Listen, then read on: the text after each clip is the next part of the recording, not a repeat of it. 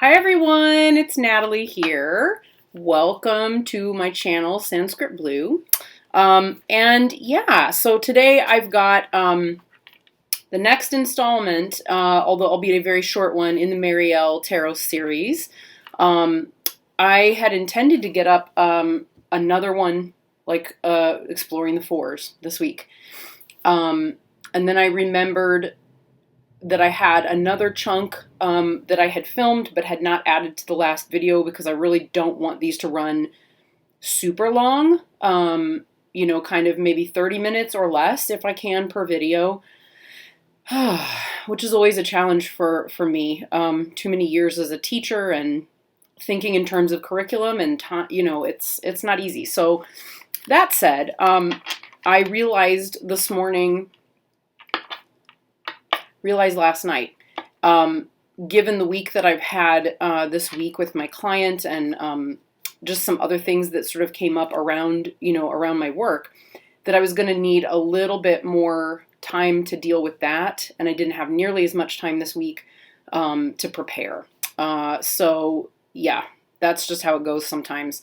However, I realized I did have a little chunk of video that I did where I was showing a comparison of Tarot de Marseille with the Marielle Tarot, and I had intended that for the 3's. So it's a shorter video today, but I'm using the Tarot de Maria Celia, which is a Tarot de Marseille deck that comes in a little tin, and it is published by U.S. Games. It's a very inexpensive, beautiful Tarot de Marseille deck. And I find at this point I'm kind of, I don't know. I seem to be more drawn to like non-traditional TDMs at the moment. Don't know what that's about.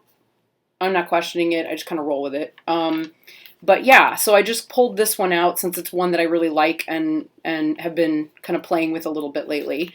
And this one, we looked at the similarities, general enough similarities that are pretty true to most TDM decks that you work with, that you will find in the minors.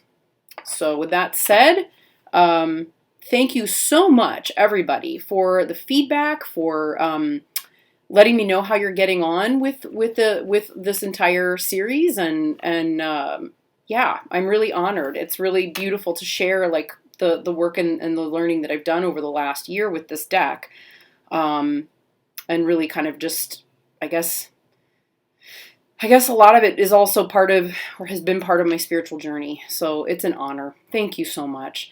And again, I'll be back next week with a video about the 4's. Okay, so thank you very much, and here it is.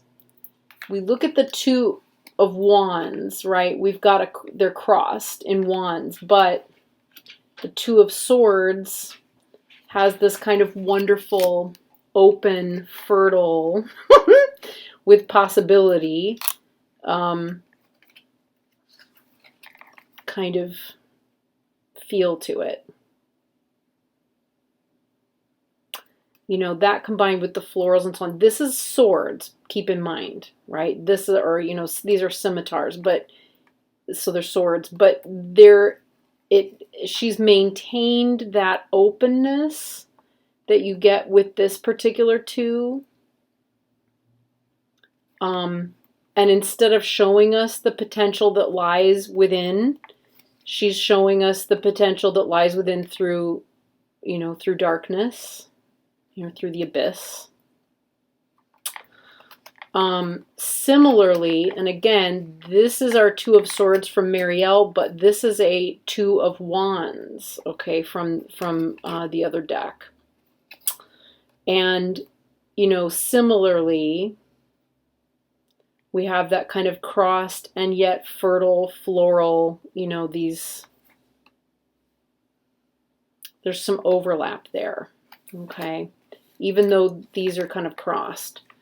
For the other 2's, let's see, our 2 of Cups, I love this. We have the 2 of Cups, but we have these little fishies that are kind of looking at each other, and give us the sense of what the Two of Cups is. So we're maintaining our traditional, she's maintaining a traditional feel for what we get in a Two of Cups. So we can still read that it's love, they're side by side, all of that is there. But it's also very simple. It's very, very simple. It doesn't hold, in other words, it doesn't hold as much weight in some ways, image-wise, as the Two of Cups in an RWS. It has the simplicity and ease of the Two of Cups that you find, I feel, in a more traditional Tarot de Marseille style deck. And similarly, her Two of Coins, we don't have a juggler here. But it could be about money and keeping money in balance. There's two eyes. And the green, I don't know. This just struck me. And I thought it was worth mentioning because there is often comparison between the Marielle Tarot and the Tarot de Marseille. There are some Marseille readers who love this deck. Even though they don't normally like pictorial decks, they prefer reading TDM. And as you can see, the way I'm making some of these connections between the cards has a very Tarot de Marseille style feel to it, right? Because let's be real, when you get down to reading cards, it is about what am I seeing here, okay? Which we know. So let's look at the 3's. Sorry, this is getting slappy. Haha. I love this. But you see, we have a very much more Tarot de Marseille style to this Three of Wands, for example. It's very TDM. It even has sort of greenery and flourishes on it, and yeah. It's fascinating. So we see some overlap there. And I feel like we're getting more of the sense, something is being pierced. Do you see? Something's being pierced and potentially cut off.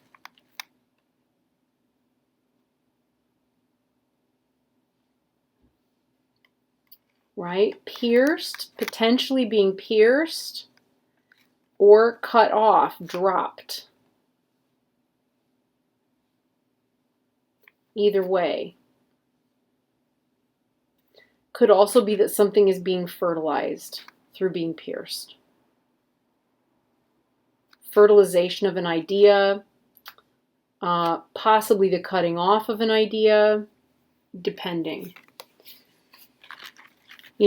She's also sort of kept some feel of the Three of Swords in a TDM here. There's possibility for things, something to be planted and grow, right? In reverse of this card. This is one of my favorite TDM decks, by the way, or TDM style decks. But, she's keeping that floral, feel of flourishes and possibility of growth, fertility, coming from this card in a way that you might find, say, in a TDM. Okay. So there's that. And then, where's my Three of Cups? Here it is. So in the same way that we have this kind of unleashed, they're connected, and yet they're separate. Landscape, connected, separate.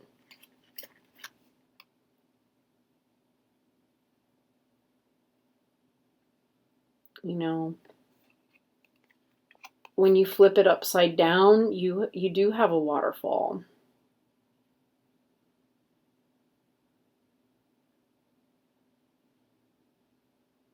I don't know, there's some shapes. I mean, even seeing the shape, the river back here and the three,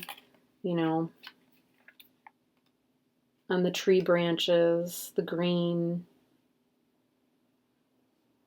Yeah. And then finally, the three of discs or coins. Yeah.